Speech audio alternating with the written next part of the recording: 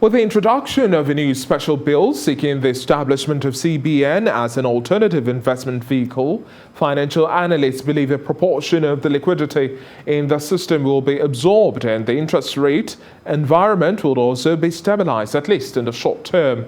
They insist the need to drive economic recovery has also become very more necessary now due to the COVID-19 pandemic, which is also particularly impacted on micro, small and medium-sized enterprises. Our correspondent Abida Lawal reports.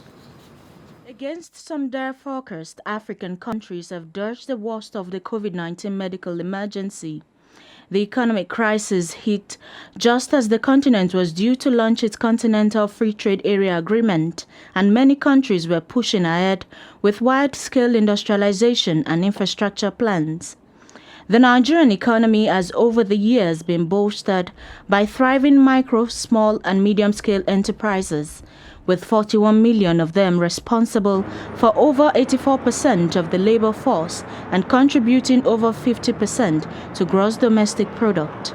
Aside this, they account for 96% of operational businesses, which means that with about 42 million enterprises, MSMEs make up 9 in every 10 manufacturing companies in Nigeria. These figures show the importance of the growth of the sector to the Nigerian economy. This training for MSMEs scrutinizes the challenges experienced by entrepreneurs during and after the COVID-19 lockdown. Major employer of labor in Nigeria today are these MSMEs. I think we're looking at about over 70% of the labor force is employed by MSMEs. And the government is doing everything to encourage them to increase the level of their businesses, because if they scale up, then they're able to employ more people. Government has, through the central bank, come up with different schemes and different funding mechanisms to assist the MSMEs. When you have a large population, that population can either become an advantage or a disadvantage.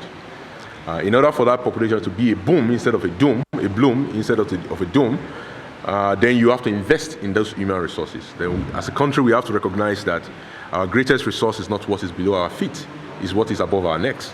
Although government has put in place a number of initiatives to help businesses, it is only when they are properly harnessed that they can be a huge catalyst in transforming the country economically. I realized that I came here today. I didn't realize that there are grants that have been given to us.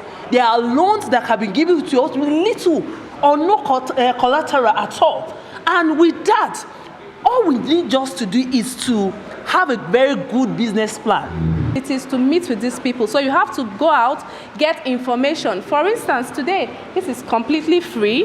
You know, we didn't have to pay anything to come get this information. But when you don't go out, when you don't ask questions, you never would know what abounds. The person before me spoke about grants and such opportunities that, you know, you could access with little or no collateral at all.